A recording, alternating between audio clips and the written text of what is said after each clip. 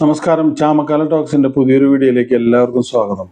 2 ദിവസം മുമ്പ് ഒരു വിഷയം നമ്മുടെ സുരേഷ് ഗോപിയുടെ മകൻ മാധവ് സുരേഷ് റോട്ടിൽ വണ്ടി നിർത്തിയിട്ട് ചെറിയൊരു വിഷയം ഉണ്ടായതിനെ കുറിച്ച് ഭയങ്കരമായിട്ട് ചാനലുകാരൊക്കെ ഭയങ്കരമായിട്ട് ആഘോഷിച്ച ഒരു ദിവസമാണ്. കാരണം എന്താണെന്ന് വെച്ച് കഴിഞ്ഞാൽ, നിങ്ങളൊരു കാര്യം ചിന്തിക്കേണ്ടത്, ഈ ചാനലുകാരോടാണ് എനിക്ക് പറയാനുള്ളത്. കാരണം എന്താണെന്ന് വെച്ച് കഴിഞ്ഞാൽ, അവർക്കുമുണ്ട് ഒരു കുടുംബം. ചാനലുകാർക്ക് ആഘോഷിക്കാം, അവർക്ക് എന്തെങ്കിലും കിട്ടിക്കഴിഞ്ഞാൽ. ഇപ്പൊ രാഹുൽ മാങ്കൂട്ടത്തിന്റെ ഒരു വിഷയം വന്നു കഴിഞ്ഞിട്ട് രാഹുൽ മാങ്കൂട്ടത്തിനെ തേച്ചൊട്ടിച്ച് എല്ലായിടത്തും. അയാൾ തെറ്റ് ചെയ്തിട്ടുണ്ടാവാം, തെറ്റ് ചെയ്തിട്ടില്ല എന്ന് ഞാൻ പറയണില്ല. പക്ഷെ ഇതൊരു ചെറിയ പയ്യൻ, അവന്റെ ഒരു ഇത് ഇത്രയും വഷളാക്കേണ്ട ഒരു കാര്യം ഉണ്ടായില്ല. കാരണം എന്താ വെച്ചാൽ, അവനെ കൊണ്ടുപോയി പോലീസിൽ കൊണ്ടുപോയി കണ്ടിട്ട് മറ്റേ വെള്ളടിച്ചിട്ടുണ്ടെന്ന് പറഞ്ഞിട്ടുള്ള ഒരു പരിശോധന നടത്തുകയും, അതൊക്കെ ഒരു വല്ലാത്തൊരു ഇതാണ്. ചാനലുകാരാണ് ഇത് ഏറ്റവും കൂടുതൽ വഷളാക്കിയത്. കാരണം എന്താണെന്ന് വെച്ച് കഴിഞ്ഞാൽ, സംഗതി അയാൾ ഒരു കേന്ദ്രമന്ത്രിയുടെ മകനാണ്. സുരേഷ് ഗോപിയുടെ പേരിൽ ആക്രമണം തുടങ്ങിയിട്ട് കുറച്ച് കാലങ്ങളായി. എന്ന് വെച്ചാൽ, ആരെയാണ് നിങ്ങൾ പേടിക്കുന്നത്? എന്താണ് സുരേഷ് ഗോപി തൃശ്ശൂർ ഇലക്ഷനിൽ നിന്ന് ജയിച്ച് അയാളൊരു കേന്ദ്രമന്ത്രിയായി, എം പി ആയി എന്ന് പറഞ്ഞിട്ട് നിങ്ങളെന്തിനാ എത്രയൊക്കെ എല്ലാണ്ട് പേടിക്കണ കാര്യം എന്തിരിക്കണേ? എന്ന് വെച്ച് കഴിഞ്ഞാൽ, ആളൊരു തെറ്റും ചെയ്യാത്തൊരു മനുഷ്യനാണ്. ആൾ ഇതേവരെ അങ്ങനെ ഒരു പ്രശ്നത്തിലും പെട്ടിട്ടില്ല. നിങ്ങൾ എല്ലാവരും കൂടി അയാളൊരു പ്രശ്നത്തിൽ പെടുത്താൻ വേണ്ടിയിട്ട് പല സ്ത്രീ വിഷയത്തിലായാലും മറ്റുള്ളതിലായാലും ഒക്കെ ഒരുപാട് കൊണ്ട് ചാർത്തിയിട്ടും അയാൾ അങ്ങനത്തെ ഒരു വിഷയത്തിൽ പെടാത്തൊരു മനുഷ്യനാണ്. ഇനി അത് നടക്കുകയുമില്ല. കേരളത്തിൽ ഇപ്പൊ തൃശ്ശൂർ അയാൾ നിന്ന് ജയിച്ചെങ്കിലും കൂടിയിട്ട് അയാൾ തൃശ്ശൂരിന് വേണ്ടി ചെയ്യുന്ന ഒരുപാട് നല്ല കാര്യങ്ങളുണ്ട്.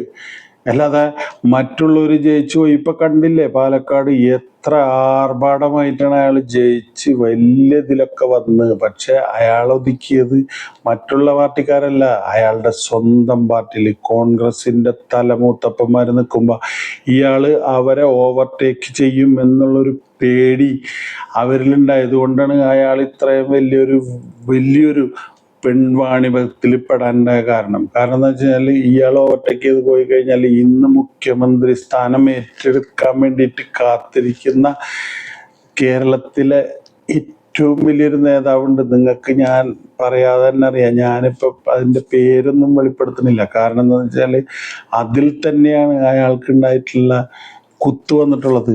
അല്ലാതെ മറ്റുള്ള പാർട്ടിക്കാരെയൊന്നും പഴിച്ചിട്ടൊന്നും കാര്യമില്ല. അതിനു വേണ്ടിയിട്ട് BJPയിലെ സുരേഷ് ഗോപിയുടെ മകനെ കൊണ്ടുപോയി കണ്ടിട്ട് അവിടെ ഇവിടെയൊക്കെ ഉണ്ടാക്കി വലിയൊരു വാർത്തയാക്കാന്നുണ്ടാക്കിയിട്ട് എല്ലാം പൊളിഞ്ഞുപോയി. ആ ചെറുക്കൻ കള്ളു കുടിച്ചിട്ടൊന്നും ഉണ്ടായില്ല. കള്ളു കുടിച്ചിട്ടുണ്ടായിരുന്നെങ്കിൽ അവന്റെ പേരിൽ ഇപ്പൊ വലിയൊരു ആരോപണം ആയിട്ട് വന്നേനെ. പക്ഷെ അതൊന്നും ഇല്ലാത്ത ഒരു പയ്യനാണത്. പക്ഷെ അതൊക്കെ വളർത്തു ദോഷം എന്ന് പറയാ. അയാളുടെ അച്ഛൻ അത്രയും നല്ല രീതിയിലാണ് മക്കളെ വളർത്തിയിട്ടുള്ളത്. 5-6 പിള്ളേരുണ്ടെങ്കിലും കൂടിയിട്ട് അവരൊക്കെ നല്ല രീതിയിലാണ് വളർത്തിക്കൊണ്ടുവരുന്ന ഒരു അച്ഛനാണ് സുരേഷ് ഗോപി എന്ന് പറയുന്നത്. അപ്പൊ അങ്ങനെയൊന്നും അയാളെ തളർത്താൻ പറ്റില്ല. മനസ്സിലായ? ആള് നിങ്ങളടുത്ത് ഈ മാധ്യമത്തിനോട് എല്ലാവരോടും അയാൾ പറഞ്ഞല്ല, കുടുംബത്തിൽ കയറിയിട്ടാണ് നിങ്ങൾ കളിച്ചത് അയാളെ. എന്ന് വെച്ചാൽ, അയാളൊരു അച്ഛനാണ്, ഒരു ഭർത്താവാണ്, പിന്നെ ഒരു സാമൂഹ്യ പ്രവർത്തകനാണ്. അയാളൊന്നും പെട്ടെന്നൊന്നും അങ്ങനെ ഒതുക്കാൻ പറ്റില്ല. വിവരമുള്ളവൻ നല്ല രീതിയിൽ തന്നെ കളിക്കുള്ളൂ. വിവരമില്ലാത്തവനാണ് ഇങ്ങനെ പെണ്ണ് കേസിലും മറ്റുള്ളിടത്തൊക്കെ രാത്രി വീഡിയോ കോൾ ചാറ്റിങ്ങും മറ്റുള്ള പ്രശ്നങ്ങളൊക്കെ ആയിട്ട് ഇപ്പൊ കണ്ടില്ലേ എന്താണ്? രാഹുൽ മാങ്കൂട്ടത്തിൽ ഇപ്പൊ എന്തായി? രാജിവെച്ച് പോയില്ലേ? ഇനിയുള്ളത് MLA സ്ഥാനമാണ്. ആ MLA സ്ഥാനം രാജിവെക്കാൻ ഇനി അധികം നേരമൊന്നും വേണ്ട. ഇനിയും വരും ഇങ്ങനെയുള്ള പ്രശ്നങ്ങൾ, ഒരുപാട് ഇനിയും വരും. അത് നിങ്ങളുടെ കൂട്ടത്തിലുള്ളവർ തന്നെ നിങ്ങൾക്ക് കണ്ട് പണിയും രാഹുൽ മാങ്കൂട്ടത്തിനെ, അത് ഉറപ്പാണ്. എന്ന സ്ഥാനത്ത് BJP എന്ന് പറയുന്നത് ഇപ്പോ നമ്മുടെ ഇന്ത്യയിൽ വലിയൊരു പാർട്ടിയാണ്. ആ പാർട്ടിനെ തകർക്കാനായിട്ട് പല രീതിയിലുള്ള ആക്രമണങ്ങൾ ഉണ്ടാവുന്ന BJPക്ക് നന്നായിട്ട് അറിയാം. അപ്പൊ പിന്നെ നിങ്ങൾ ഈ പറയുന്ന പ്രചരണങ്ങളൊന്നും ഇനി വിലപ്പോവില്ല എന്ന് മാത്രമേ എനിക്ക് പറയാനുള്ളൂ. മനസ്സിലായ? സുരേഷ് ഗോപിനെ ഒതുക്കാതെ വിചാരിച്ചാൽ നടക്കില്ല. സുരേഷ് ഗോപിനെ നിങ്ങൾ എന്തൊക്കെ പറയും തോറും സുരേഷ് ഗോപിക്ക് അതിന്റെ ഹൈപ്പ് കൂടിക്കൂടി വരുള്ളൂ. തൃശ്ശൂര് ഇനി എത്ര നാള് നിന്നാലും, പണ്ട് സുരേന്ദ്രന്റെ ഒരു പ്രസംഗത്തിൽ പറഞ്ഞില്ല, ഇനി 2035 സുരേഷ് ഗോപി തന്നെ അധികാരത്തിൽ വരുള്ളൂ. അല്ലാണ്ട് ഒരാൾ ഇനി അതിനിടയിൽ കിടന്ന് മാന്തിയിട്ടൊരു കാര്യമില്ല. കാരണം എന്താണെന്ന് വെച്ചാൽ ഞങ്ങൾ തൃശ്ശൂരാണ്, തൃശ്ശൂർക്കാർക്ക് അറിയാം ഇതിനു മുമ്പ് ജയിച്ചു പോയിരുന്ന ആൾക്കാരൊക്കെ എന്തെല്ലാം ചെയ്തിട്ടുണ്ടെന്ന്. അതിലും വിട്ട് ഭയങ്കര വികസനമാണ് തൃശ്ശൂർ വന്നിട്ടുള്ളത്. അപ്പൊ ആ തൃശ്ശൂരിനെ ഇനി മറ്റുള്ള രീതിയിലൊന്നും ഒതുക്കാനൊന്നും ഒരാൾക്കും പറ്റില്ല. മുഖ്യമന്ത്രിയല്ല ഇനി ആര് വിചാരിച്ചാലും അതൊന്നും നടക്കില്ല. കേരളത്തിലെ ജനങ്ങൾക്ക് ബുദ്ധി വന്നു തുടങ്ങി.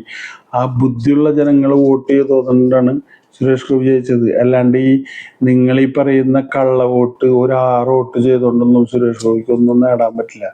മനസ്സിലായോ? അല്ലാതെ ഈ വെറുതെ കിടന്ന് കണ്ടിട്ട് ഈ മാധ്യമങ്ങളിലൂടെ നടക്കുന്ന ഈ അന്തിച്ചർച്ചകളൊക്കെ കേട്ടിട്ട് ജനങ്ങൾക്കൊന്നുമില്ല. ജനങ്ങൾക്ക് എല്ലാവർക്കും വിവരം വെച്ച് ഇനിയുള്ള യൂത്തുകൾ എല്ലാവരും സുരേഷ് ഗോപിയുടെ കൂടെ തന്നെ നിൽക്കുള്ളൂ. ഇത്രയേ ഉള്ളൂ എനിക്ക് പറയാനായിട്ട്. അപ്പോൾ എല്ലാവർക്കും നന്ദി, നമസ്കാരം. വീഡിയോ ഇഷ്ടപ്പെട്ടു കഴിഞ്ഞാൽ ഷെയർ ചെയ്യുക, കമൻറ്റ് ചെയ്യുക. എന്നെ എന്ത് വേണേലും പറയാം. ചീത്ത വിളിക്കണം, ചീത്ത വിളിച്ചോ, അതൊന്നും ഒരു വിഷയമല്ല. ഓക്കെ, അപ്പം നമുക്ക് വീണ്ടും കാണാം. Good bye.